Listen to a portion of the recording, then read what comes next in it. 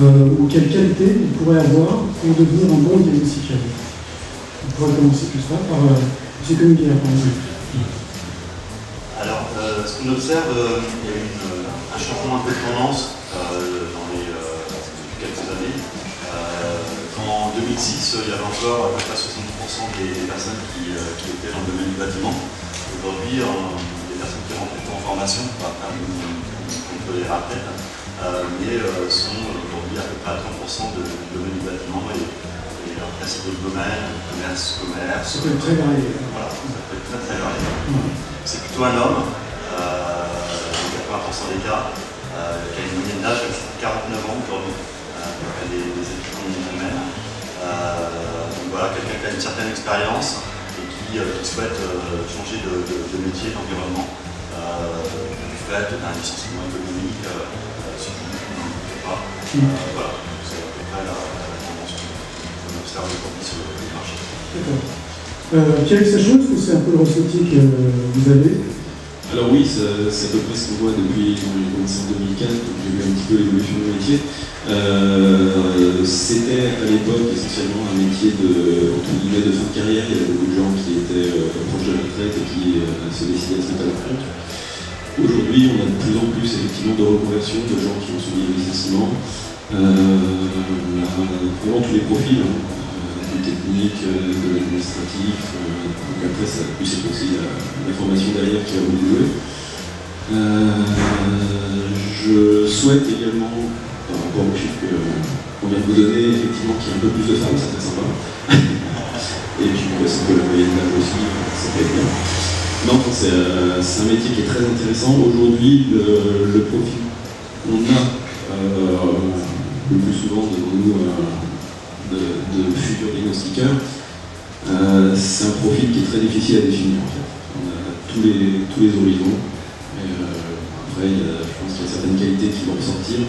On a des prérequis maintenant pour pouvoir se lancer qui sont assez importants. Mais je tiens à souligner qu'il y a aussi des qualités entre guillemets humaines qui ne sont pas des prérequis techniques. Il y a des qualités qui sont importantes, comme la curiosité, c'est important. Donc il ne faut pas s'arrêter qu'aux prérequis. Et peu importe, on peut aussi tout acquérir par la formation. Bien. Yann Vogel, justement, sur ces qualités dont il faut démontrer éventuellement. Je crois que mon collègue a déjà dit pas mal de choses. Pour reprendre ça, c'est vrai que la première qualité de diagnostiqueur, c'est évidemment la curiosité. Et tout au long de la formation, on va essayer de vous mettre aussi en autonomie dans cette recherche documentaire, dans cette recherche sur le terrain, des éléments à détecter qui sont essentiels. Et il faut avoir cet élément de curiosité. Certes, les prérequis ont été, avec la réglementation, rehaussés, mais je pense que tout le monde a sa place, mais il faut avoir cet esprit de curiosité et de déontologie. La déontologie, c'est aussi le fer de lance de cette profession et qui a été mis de côté depuis très longtemps. Et nous, en tant qu'organisme de formation, on souligne ces deux qualités qui sont essentielles pour pouvoir perdurer dans le métier et s'y intégrer de manière positive. Et pas s'en écœurer rapidement parce que c'est un métier exigeant, difficile, sur le plan commercial, sur le plan technique. Il faut avoir de la persévérance, il faut avoir de la curiosité, de la déontologie. Je pense que si vous suivez ces trois éléments, nous c'est ce qu'on essaie de vous transmettre pendant seulement 2 mois et demi, mais malgré tout c'est déjà beaucoup et pas assez. Mais il faut respecter ces trois éléments pour pouvoir s'en sortir sur le métier et c'est vraiment essentiel. Alors je suis d'accord avec mon collègue, il y a de plus en plus de femmes et je m'en félicite parce que c'est aussi plus agréable en formation d'avoir des femmes. Ça féminise un peu les groupes et ça équilibre un peu les choses. Tout le monde y a sa place encore une fois, mais tout le monde ne peut pas y aller non plus. Voilà. Et il faut vraiment être attentif dès le départ et d'étudier avant d'entrer en formation et en discuter même avec les centres de formation avant de parler de chiffre d'affaires, de prix, de devis. Simplement vous informer sur la profession, sur ce que ça demande, comment vous en sortir, quels sont les chiffres après au niveau du marché, de l'intégration des diagnostiqueurs, quels sont leurs profils, sur combien de temps ils durent, quel chiffre d'affaires, etc. Il faut vraiment avoir une visibilité globale et complète de la profession avant de se lancer en formation. Une fois que vous êtes en formation, vous y êtes, il faut bosser, Après, vous arrivez sur le terrain, il faut être particulièrement exigeant, mais pour éviter d'être écœuré dans la première année qui suit, je pense qu'il faut déjà faire ce travail intellectuel préalable et de prendre votre temps à ce niveau-là, de ne pas forcément suivre ce qu'on va vous proposer chez Pôle emploi ou ailleurs. Il faut vraiment aller au-devant des professionnels et leur poser des questions, aller les voir sur le terrain, faire des journées d'insertion, etc., pour vraiment avoir une visibilité réelle de la profession. Je voulais juste rajouter au niveau des diagnostiqueurs immobiliers, qualité essentielle qui est parfois négligée par certains, c'est l'aspect commercial.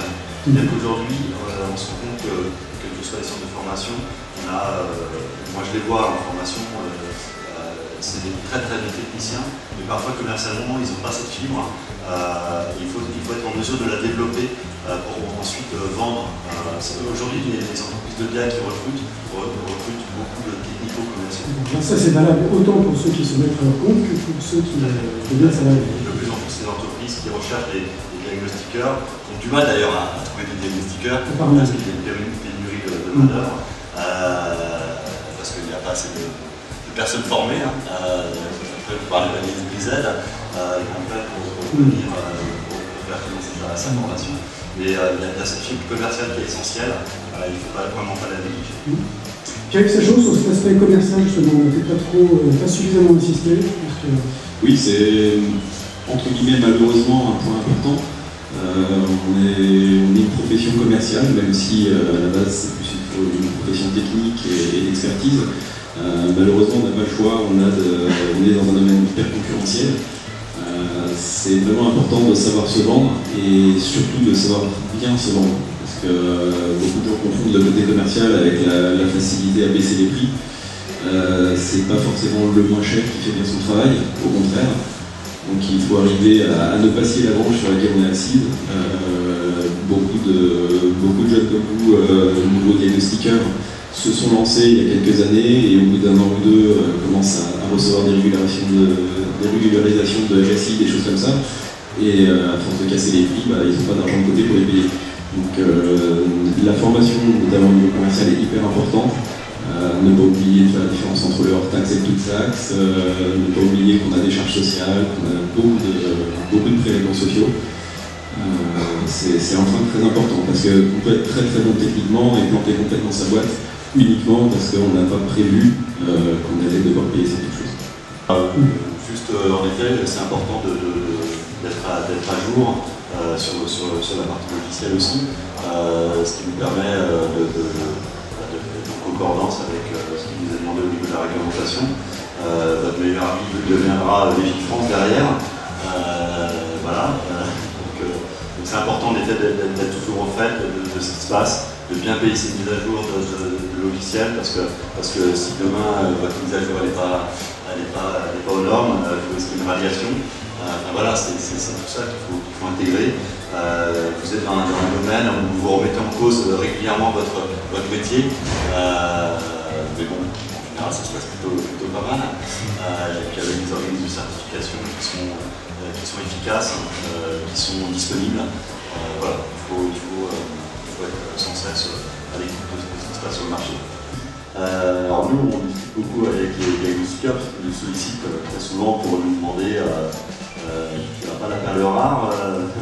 Alors après, ils sont exigeants, c'est-à-dire qu'ils veulent quelqu'un qui est formé, certifié, et qui leur fera pas un bébé dans le dos. Donc c'est difficile de leur donner tout ça à la fois.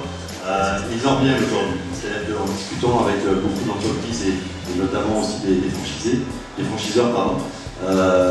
sont de plus en plus à la recherche de personnes qui ne sont ni formées ni certifiées. Parce qu'ils ont besoin de personnel. Aujourd'hui, on estime, d'après les études qu'on a pu mener, à une pénurie entre 650 et 1000 diagnostiqueurs qui manquent sur la place. Voilà, c'est les études qu'on réalise. Ça veut dire qu'en effet, il y a du travail. Il y en aura probablement de plus en plus avec la loi Allure qui devrait sortir de terre, enfin qui est sortie de terre, mais les décrets devraient sortir. On l'espère incessamment sous peu, c'est-à-dire au mois de juin, c'est prévu au calendrier. D'après ce qu'on entend. Voilà, donc il y a des évolutions favorables pour ce métier. Les prévisions de chiffre d'affaires sont de l'ordre de 2% d'augmentation en 2015, probablement 4% en 2016, qui augmentera si la loi Allure sort réellement. Voilà. C'est plutôt un métier il fallait bon vivre, il y a beaucoup de travail, ça vous le confirmerez, mais c'est un métier qui embauche. Voilà, donc il faut bien l'entendre. Quels sont les profils qui sont recherchés sur le marché de l'emploi? Évidemment, les techniciens certifiés, ça va sans dire, mais quelles sont les qualités, les profils Avec curiosité, toujours. Forcément, quelqu'un qui pose des questions, qui est avenant aussi avec ses clients. Là, on parle un peu plus de notion commerciale aussi. Parce que les notions de prescripteurs, il faut les fidéliser. Donc la notion de prescription, elle est extrêmement importante dans ce domaine-là. Voilà, le profil, c'est quelqu'un qui est forcément bon technicien, qui aura cette curiosité et qui sera commercialement capable d'aller démarcher de nouveaux clients sur la place. Si Pierre Sachot devait embaucher un technicien, qu'est-ce qu'il rechercherait en particulier? Quelqu'un qui sache aussi faire assistance. Ah oui, il va tout. Alors, pour parler un petit peu plus de mon cas, parce que je suis indépendant, c'est pas du tout le même fonctionnement que par exemple une franchise qui a déjà plusieurs salariés ou des choses comme ça.